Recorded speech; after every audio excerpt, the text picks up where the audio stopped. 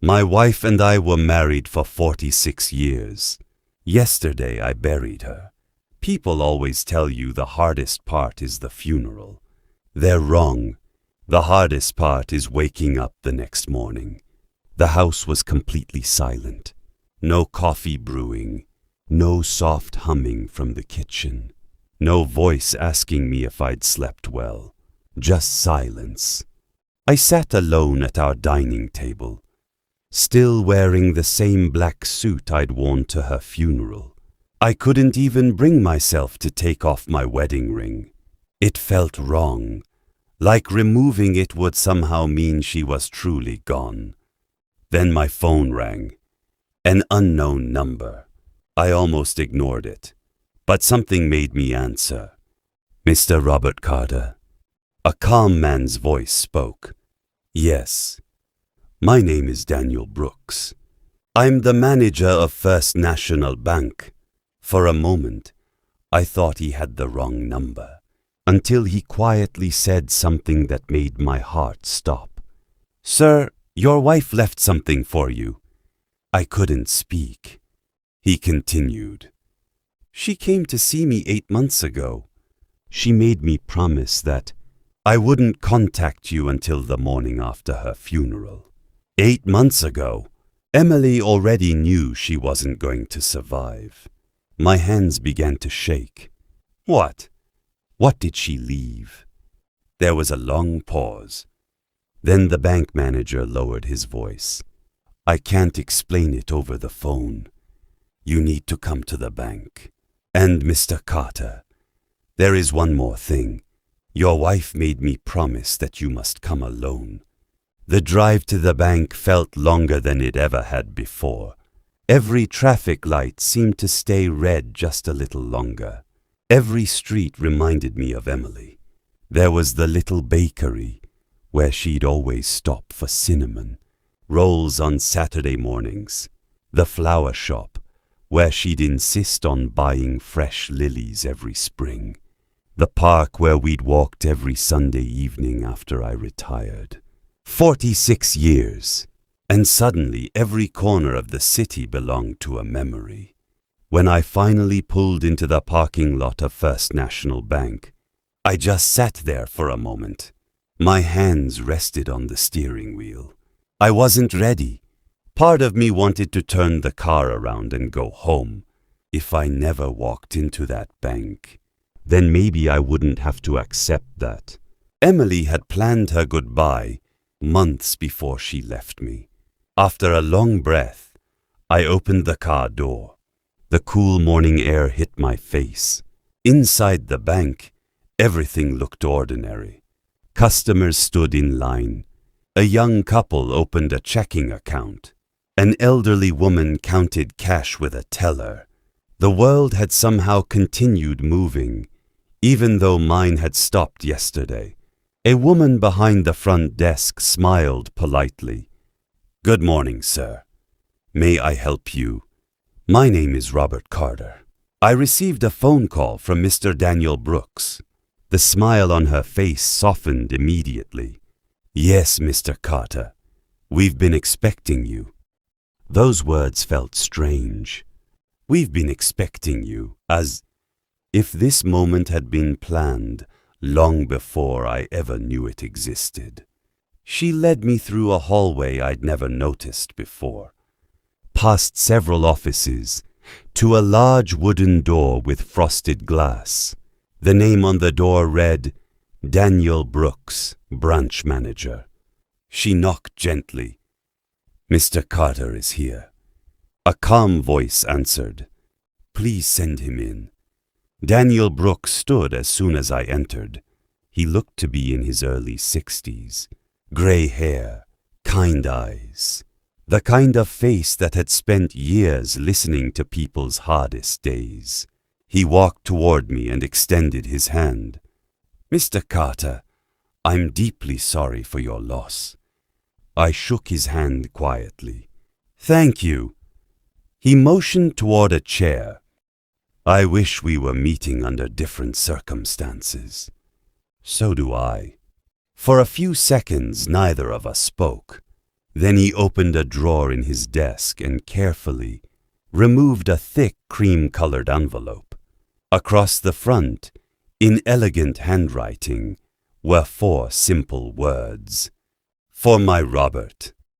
The moment I saw Emily's handwriting, every wall I'd built around my emotions collapsed. I reached for the envelope, but Daniel gently held onto it for one more second. There is something you should know first. My heart began pounding again. 8 months ago, your wife came here alone. She wasn't here to deposit money.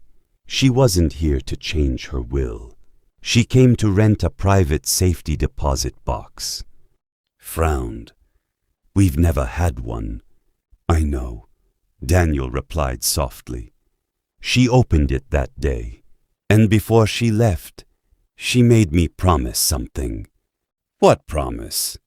Daniel looked directly into my eyes. She said, no matter what happens, don't let my husband open the box until the morning after my funeral. A chill ran through my entire body. Emily had known. She had known she wasn't coming home. Daniel slowly stood. He picked up a small silver key from his desk, then quietly said something I never expected to hear. Mr. Carter, before you open that box, I need to warn you. After 32 years of working in banking, I have never seen anyone leave behind what your wife left for you. For several seconds, neither of us moved. Daniel quietly placed the small silver key in my hand. It felt surprisingly heavy, not because of its weight, but because I knew Emily had held this same key 8 months earlier. The thought made my chest tighten. Daniel opened another door behind his office. Follow me. We walked down a narrow hallway. The noise from the bank slowly disappeared behind us. At the end of the hall stood a thick steel door. I had never seen anything like it. Daniel entered a security code. The heavy lock clicked. Slowly the door swung open. Inside were hundreds of small safety deposit boxes, each one belonging to someone else's story, someone else's secrets. Daniel stopped in front of one box near the bottom row, number 214. He inserted his master key, then looked at me. Your key. My hands were shaking so badly I missed the lock the first time. Daniel smiled kindly. Take your time. She tried again. This time the lock turned. A soft metallic click echoed through the quiet room. Daniel carefully pulled the box halfway out, then stepped back. I'll give you some privacy. Before leaving, he paused. Mr. Carter, your wife asked me to tell you one more thing. I looked up. If you ever feel overwhelmed, stop reading. There is no rush. She wanted you to know she expected this to be difficult. Then he quietly closed the door behind him. For the first time, I was completely alone. Alone with the final secret my wife had chosen to leave behind. I slowly lifted the lid. There was no money, no jewelry, no expensive documents. Instead, everything inside had been arranged with incredible care. On the very top lay a single white envelope. Across the front, in Emily's beautiful handwriting, were the words, "Read me first." Beneath it, I noticed something else. A small velvet jewelry box, our wedding photograph, a brass key with a faded blue ribbon tied around it, and beneath all of those, a thick stack of sealed envelopes, each one labeled with a different year. 1987, 1994, 2003, 2011, 2019. My heart skipped a beat. Why had she organized them by year? I reached for the letter marked Read me first. For several seconds, I simply stared at it. Emily's handwriting looked exactly the same as it always had. Neat, gentle, beautiful. My thumb slowly slipped beneath the seal. I unfolded the paper. The very first sentence made the room disappear around me. My dearest Robert, if you're reading this, then I finally lost my battle with cancer. I'm so sorry I had to leave you alone. Tears blurred the page. I could barely breathe. But then the next sentence stopped me cold. Before you read another word, I need you to promise me something. I whispered aloud, "What is it, Emily?" My eyes moved to the next line, and suddenly, nothing made sense anymore. My hands were trembling so badly, I had to stop reading for a moment. I wiped my eyes, took a slow breath, and looked back at Emily's letter. The next line read, "Please don't be frightened by what I wrote. I never lied to you because I stopped loving you. I kept this from you because I loved you too much." Frowned. Loved me too much? What could possibly require 46 years of silence? I continued reading. Do you remember the morning of September 14th, 1994? My heart skipped. Of course I remembered. How could I forget? That was the morning our lives changed forever. I closed my eyes. Suddenly I wasn't standing inside a bank anymore. I was 38 years old again. Emily was sitting beside me in our old blue pickup truck. She was laughing because I'd spilled coffee all over my shirt before work. She teased me the entire drive. We had no idea that within an hour, everything would change.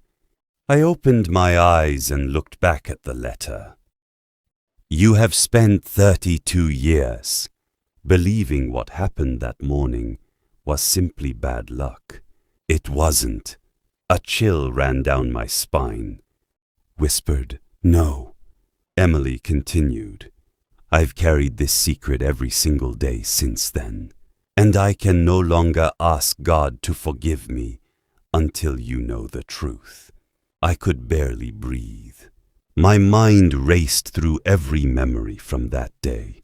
The accident, the hospital, the phone call, but nothing made sense. Nothing. Then I noticed something tucked behind the letter. A small envelope. Across the front, Emily had written only 3 words. September 14th, 1994. I stared at it for nearly a full minute. Part of me wanted to open it immediately. Another part was terrified, because whatever was inside had been hidden from me for more than 3 decades. Slowly, I slid my finger beneath the seal. Inside, there wasn't another letter. There was an old newspaper clipping. The edges had turned yellow with age. At the top, a headline read, "Local teacher killed in highway collision." Frowned. I didn't recognize the name. Why would Emily save a newspaper article about a woman neither of us knew? Then something slipped out from behind the clipping. A faded photograph. Picked it up. The moment I turned it over, every hair on my arm stood up. Standing beside that woman was Emily, much younger. Both of them were smiling, their arms around each other, like lifelong friends. I stared at the picture, completely confused. Emily had never mentioned this woman, not once. Not in 46 years. Then I turned the photograph over. On the back, Emily had written one sentence. Everything started with her. My hands were trembling so badly, I had to stop reading for a moment. I wiped my eyes, took a slow breath, and looked back at Emily's letter. The next line read, Please don't be frightened by what I wrote. I never lied to you because I stopped loving you. I kept this from you because I loved you too much. Frowned. Loved me too much? What could possibly require 46 years of silence? I continued reading. Do you remember the morning of September 14th, 1994? My heart skipped. Of course I remembered. How could I forget? That was the morning our lives changed forever. I closed my eyes. Suddenly I wasn't standing inside a bank anymore. I was 38 years old again. Emily was sitting beside me in our old blue pickup truck. She was laughing because I'd spilled coffee all over my shirt before work. She teased me the entire drive. We had no idea that within an hour, everything would change. I opened my eyes and looked back at the letter. You have spent 32 years believing what happened that morning was simply bad luck. It wasn't. A chill ran down my spine. Whispered, no. Emily continued, I've carried this secret every single day since then, and I can no longer ask God to forgive me until you know the truth. I could barely breathe. My mind raced through every memory from that day. The accident, the hospital, the phone call, but nothing made sense. Nothing. Then I noticed something tucked behind the letter. A small envelope. Across the front, Emily had written only 3 words. September 14th, 1994. I stared at it for nearly a full minute. Part of me wanted to open it immediately. Another part was terrified, because whatever was inside had been hidden from me for more than 3 decades. Slowly, I slid my finger beneath the seal. Inside, there wasn't another letter. There was an old newspaper clipping. The edges had turned yellow with age. At the top, a headline read, Local teacher killed in highway collision. Frowned. I didn't recognize the name. Why would Emily save a newspaper article about a woman neither of us knew? Then something slipped out from behind the clipping. A faded photograph. Picked it up. The moment I turned it over, every hair on my arm stood up. Standing beside that woman was Emily, much younger. Both of them were smiling, their arms around each other, like lifelong friends. I stared at the picture, completely confused. Emily had never mentioned this woman, not once. Not in 46 years.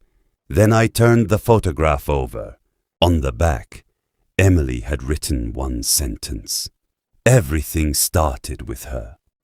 I must have looked at that photograph for 5 full minutes. Emily looked so young, no older than 30. Her smile was the same one I'd fallen in love with all those years ago. But the woman standing beside her, I had never seen before. Not once. Not in 46 years of marriage. Turned the newspaper clipping over. There was nothing written on the back. Only the date. September 14th, 1994. The same date. Emily had asked me to remember. I whispered to myself, who were you? Then something else caught my attention. Tucked beneath the photograph was a folded sheet of paper. It wasn't a letter. It was a hospital visitor's pass. The name printed across the top wasn't Emily's. It belonged to the woman in the newspaper. My pulse quickened. Why would Emily keep this? I unfolded another page from the envelope. This time it wasn't written by Emily. It was a copy of an old police report. Most of it meant nothing to me. Weather conditions, road conditions, witness statements, until one sentence made me freeze. A second vehicle was seen leaving the area before emergency services arrived. I blinked. Read it again. A second vehicle. I remembered the accident. Or at least, I remembered what I'd been told. Everyone had said it was a tragic collision caused by heavy rain. No one, not a single person, had ever mentioned another vehicle. My breathing became shallow. Emily had. She had known. For 32 years, she had known something she'd never told me. Suddenly, there was a gentle knock at the vault door. It was Daniel. "Mr. Carter, you've been in here almost an hour." I looked at him, holding the newspaper in one hand, the photograph in the other. "Daniel, did my wife ever say why she was leaving all this behind?" He hesitated, then quietly nodded. "Only one thing." "What was it?" He looked down at the floor before answering. "She told me, when my husband learns the truth, he'll finally understand why I forgave myself, but never forgot." Those words echoed in my mind. Forgave myself. For what? What had Emily spent 32 years trying to forgive herself for? Daniel reached into his jacket pocket. "I wasn't supposed to give you this unless you asked questions." He placed a small sealed envelope on the table. Across the front, in Emily's handwriting, were 6 words. "Only after you read 1994. I stared at it. "What is this?" Daniel smiled sadly. "Don't know. Your wife sealed it herself, and she made me promise I wouldn't open it." I looked back at the safety deposit box. There were still envelopes marked 2003, 2011s, 2019. How many secrets had Emily carried alone? And why had she waited until after her death to finally tell me? Stared at the name on my phone. Helen Dawson. For a moment I couldn't place it. Then my eyes drifted back to the newspaper clipping. "Local teacher killed in highway collision." The last name was the same. Dawson. My finger hovered over the screen. Should I answer? After a long breath, I did. "Hello?" There was silence for a second. Then a gentle woman's voice spoke. "Mr. Carter?" "Yes. My name is Helen Dawson. I know this must sound strange, but if you've opened Emily's safety deposit box, I think we need to talk." A chill ran through me. "How do you know about the box?" Another pause. "Because Emily called me 8 months ago." The room suddenly felt smaller. "What?"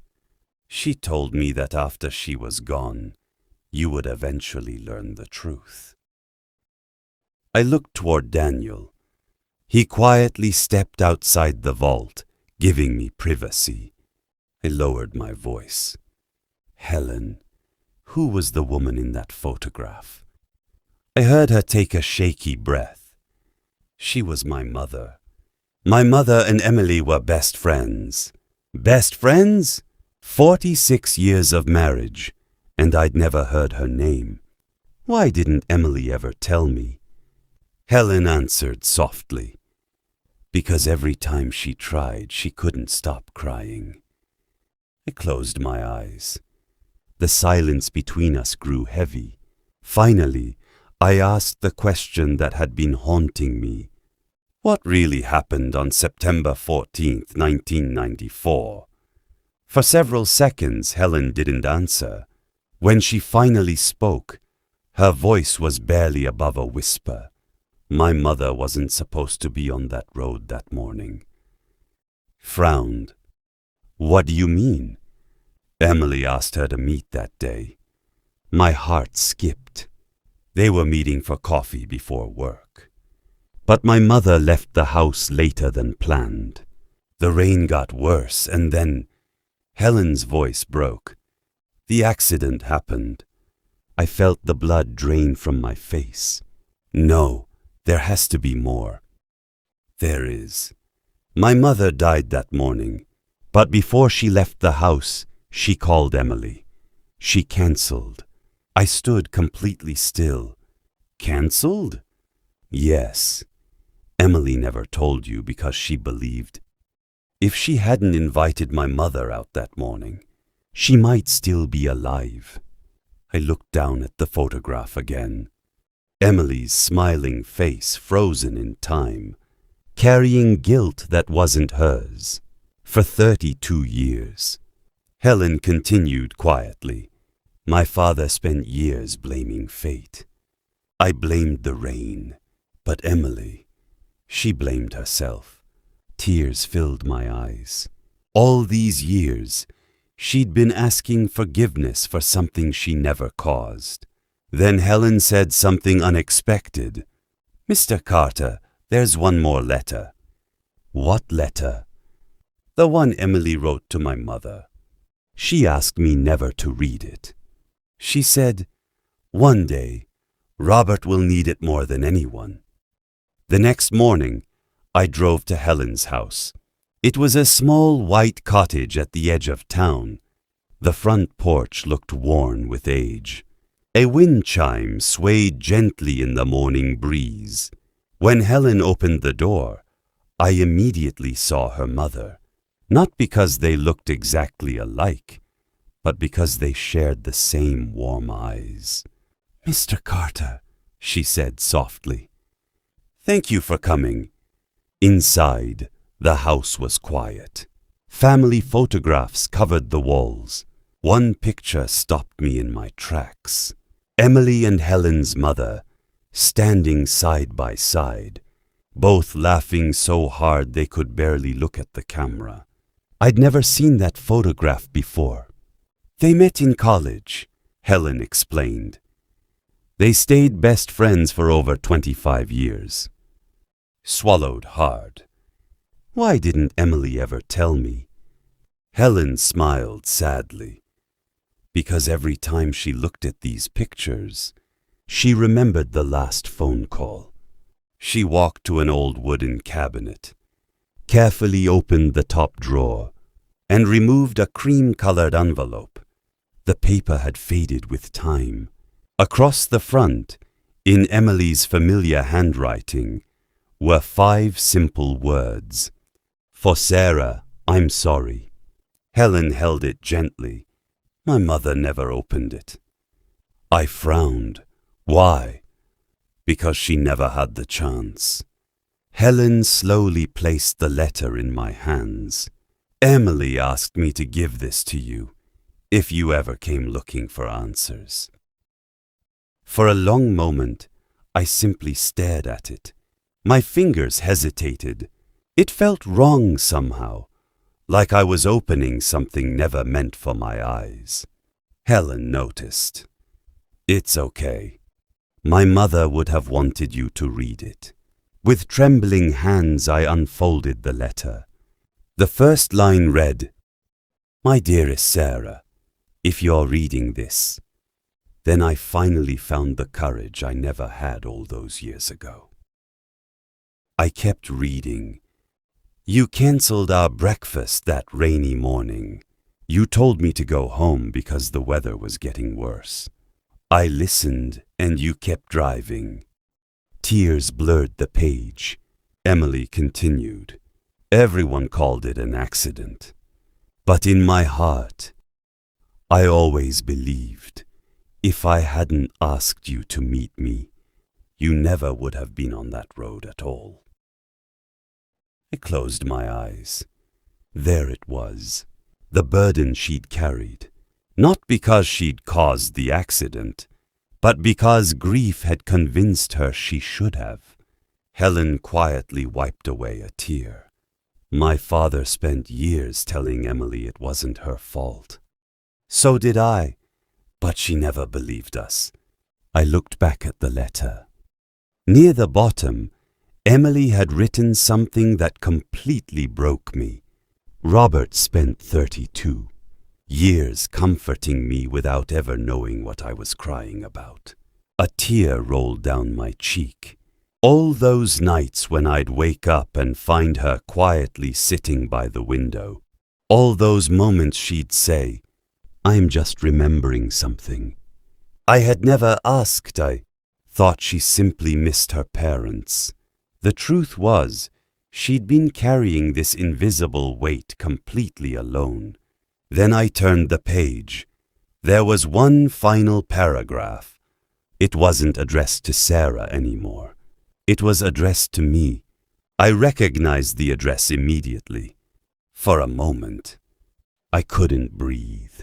It was the old church on Maple Hill, the place where Emily and I had been married. 46 years earlier, I hadn't been back there in decades. Not since the church closed its doors after the new parish was built across town. Folded the letter carefully, placed it inside my jacket, and drove there without saying a word. The church looked smaller than I remembered. The white paint had faded. The wooden doors were worn by time. Wildflowers now grew where rows of cars once parked on Sunday mornings. I stood there for several minutes, listening to nothing except the wind. Then I remembered Emily's final words. "Go inside." The front door wasn't locked. It opened with a long, tired creak. Dust floated through the sunlight, pouring in from the stained glass windows. The old pews were still there. The piano sat quietly in the corner. Everything smelled exactly the way I remembered. Old wood, old memories, old promises. Slowly, I walked toward the altar, the place where Emily had smiled at me, holding a bouquet of white lilies. I could almost hear her laugh. Almost. Then I noticed something. Resting on the front pew was a small wooden box. It hadn't been there by accident. My name was written across the top. Robert. My knees nearly gave out. I looked around the empty church. No one, just silence. With trembling hands, I opened the box. Inside, there was no money, no jewelry, only 3 things: my old wedding ring, a cassette tape, and one final letter. Across the front, Emily had written, "My last conversation with you." I couldn't stop the tears anymore. I sat down in the very first pew, the same place where we'd once promised. "Till death do us part." Slowly, I unfolded the letter. "My dearest Robert, if you found this, then you've done exactly what I hoped you would. You kept loving me, even when you didn't understand me. Thank you." Smiled through my tears. That sounded exactly like Emily, always thanking everyone else. Even at the end, I kept reading. For 32 years, I let guilt steal moments that should have belonged to us. You noticed my sadness, but you never demanded an explanation. You simply loved me harder. A tear landed on the page. I'd never realized that sometimes the greatest gift you can give someone is patience. Then came the sentence. That broke me completely. "Robert, you spent 46 years believing you were the luckiest man alive because you married me. The truth is, I was the lucky one." I covered my face and cried harder than I had at her funeral. Not because she was gone, but because, even in her final letter, she was still thinking about my heart instead of her own. At the very bottom, she had written one final instruction: press play. I sat alone in the old church, holding the cassette tape in my hands. It had been years since I'd even seen one. For a moment I almost laughed. Emily always knew how to surprise me. Then I remembered something. When I retired, I'd packed an old cassette player into a box in the garage. I drove home, walked past the unopened sympathy flowers still sitting on my porch. Everything inside the house felt painfully quiet. After 20 minutes of searching, I finally found it. An old portable cassette player, covered in dust. I replaced the batteries. My hands shook as I slid the tape inside. There was a soft click, then a gentle hiss. For 2 seconds, nothing. And then I heard her voice. "Hello, my handsome husband." I froze. It wasn't a memory. It wasn't my imagination. It was Emily, laughing softly, exactly the way she always did. Tears immediately filled my eyes. She continued, "If you're listening to this, then you're probably sitting there crying." Smiled through my tears. "You always did cry more than you admitted." I actually laughed, a real laugh. For the first time since cancer had stolen her from me, her voice filled the room. "I know you've spent the last day wondering why I left all these letters. The answer is simple, because grief makes people forget, and I never wanted you to forget how deeply you were loved." I closed my eyes. Every word felt like she was sitting beside me again. Then her voice became softer. "Robert, do you remember our first apartment? The ceiling leaked every time it rained. We couldn't afford new furniture, so we ate dinner sitting on moving boxes." I laughed again. "I remember complaining, and you looked at me and said, 'As long as we're together, we'll always be home.' You were right. For 46 years, you were my home." I covered my mouth to stop myself from sobbing. Emily paused for a moment. Then she whispered, "Promise me something. Don't spend whatever time God gives you living inside an empty house. Fill it again. Invite Linda and the grandchildren over. Plant flowers. Drink coffee on the porch. Tell our stories. And whenever you miss me, look for me. Not in the day I died. Look for me in every beautiful day we lived." By now I couldn't see through my tears. Then came her final words. "One last thing. When you think of me, don't remember the woman lying in a hospital bed. Remember the girl who danced with you barefoot in the kitchen, because that's where I'll always be." There was a soft laugh. A quiet "I love you." Then silence. The tape clicked. It had reached the end. For a long time, I simply sat there, not speaking, not crying, just listening to the silence that no longer felt empty. Emily hadn't left me money. She hadn't left me riches. She'd left me something far more valuable. Permission to keep living. A week later, I invited Linda and the grandchildren over for Sunday dinner. The house was noisy again. Someone spilled gravy.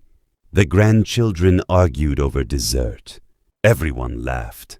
As I looked around the table, I noticed something. For the first time since Emily was gone, the house felt alive. I looked toward the empty chair beside mine.